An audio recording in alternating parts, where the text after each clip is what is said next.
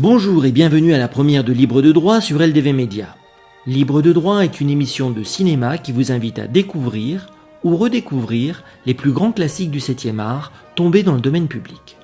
Une analyse de séquence vous est proposée après le film pour comprendre l'écriture filmique et le génie de ses auteurs.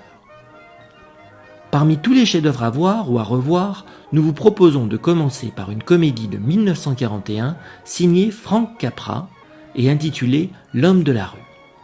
Meet John Doe dans son titre original. Le film et son sujet résonnent étrangement avec notre époque. Tout commence avec le renvoi d'une journaliste, Anne Mitchell, interprétée par Barbara Stanwyck. Ces articles ne sont pas suffisamment vendeurs, l'heure est au sensationnel.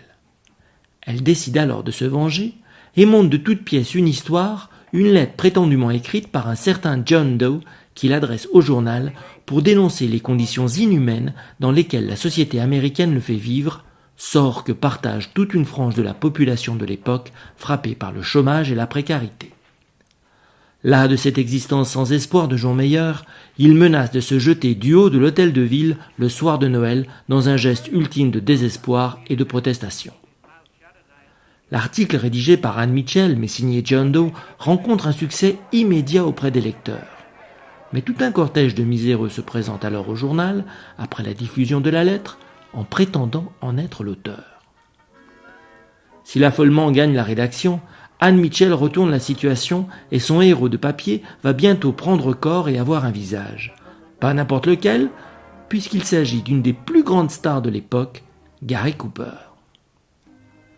L'engouement est réel autour du destin de John Doe. Il devient le porte-parole des oubliés du rêve américain sous la plume de Anne Mitchell. Mais la popularité grandissante de ce personnage, John Willoughby de son vrai nom, suscite déjà quelques convoitises. Très vite, la machine va s'emballer et ce qui n'était qu'un billet d'humeur tourne à l'affrontement politique, à la confrontation des idéaux américains qui ont forgé l'identité de cette nation. D'un côté l'idéologie capitaliste, celle de l'argent roi et d'un individualisme forcené.